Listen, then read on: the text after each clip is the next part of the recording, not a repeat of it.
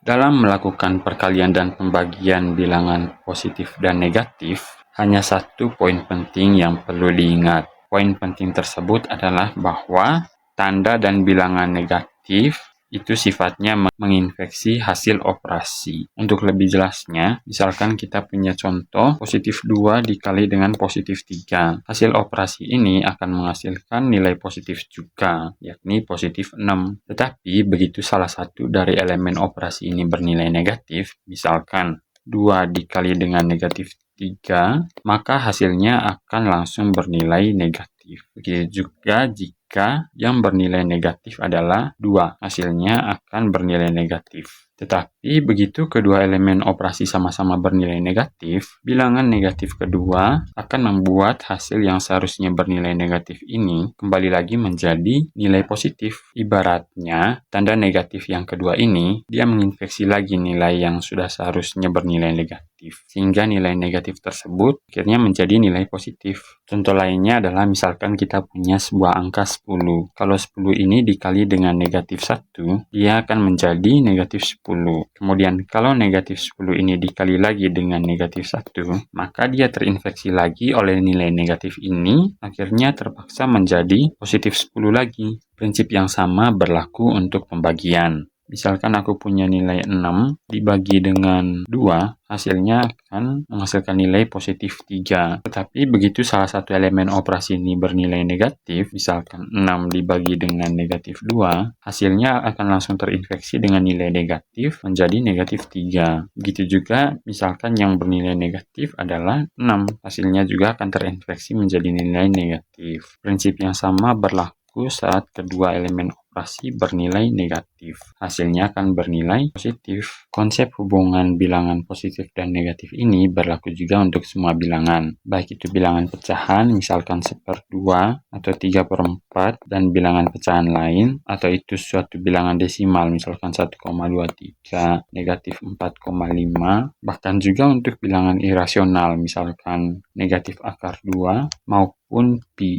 Implikasi lanjutan dari konsep ini ialah pada operasi perpangkatan. Pada operasi perpangkatan kita tahu misalkan 2/2 itu bisa dijabarkan menjadi 2 dikali 2 sama dengan 4. Sekarang kalau bilangan negatif yang berpangkat, misalkan negatif 3/2, berarti penjabarannya menjadi negatif 3 dikali negatif 3 sama dengan 9. Kemudian kalau negatif 3 dipangkatkan 3, berarti negatif 3 dikali dengan dirinya sendiri sebanyak 3 kali. Sekarang kita perhatikan, negatif kali negatif itu kan hasilnya pasti positif ya. Tetapi nilai positif ini dia kembali lagi menjadi negatif karena diinfeksi oleh nilai negatif yang ini. Maka dari itu, negatif 3 dipangkatkan dengan 3, hasilnya akan menjadi sebuah nilai negatif. Berarti negatif 3 dipangkatkan dengan 3 sama dengan negatif 27. Sekarang bagaimana jika si negatif 27 ini dikali lagi dengan negatif 3? Misalkan kita mau menghitung negatif 3 dipangkatkan 4. Berarti kan negatif 27 ini tinggal dikalikan lagi dengan negatif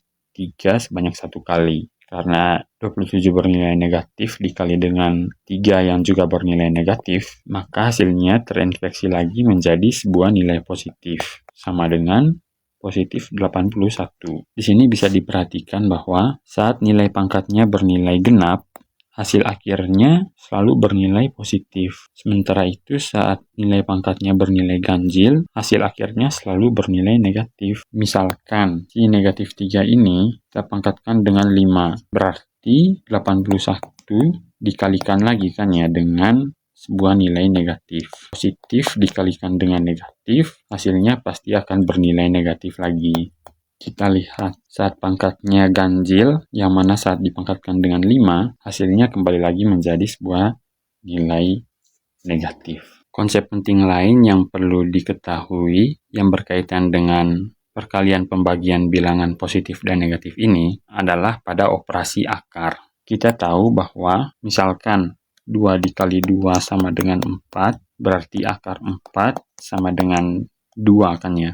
Atau misalkan 3 dikali 3 sama dengan 9, maka akar 9 sama dengan 3. Implikasi lain daripada hubungan bilangan negatif dan positif di operasi perkalian pembagian ini adalah kita bisa lihat bahwa misalkan negatif 2 dikalikan dengan negatif 2, hasilnya juga akan menghasilkan nilai positif 4. Begitu juga dengan kalau negatif 3 kuadrat, hasilnya juga akan menghasilkan positif 9. Maka dari itu, hasil yang lebih akurat daripada operasi akar pangkat 2 ini, misalkan akar pangkat 2 dari 4, itu bukan hanya 2, tetapi bisa juga negatif 2. Begitu juga dengan akar 9. Hasilnya bisa positif maupun negatif 3.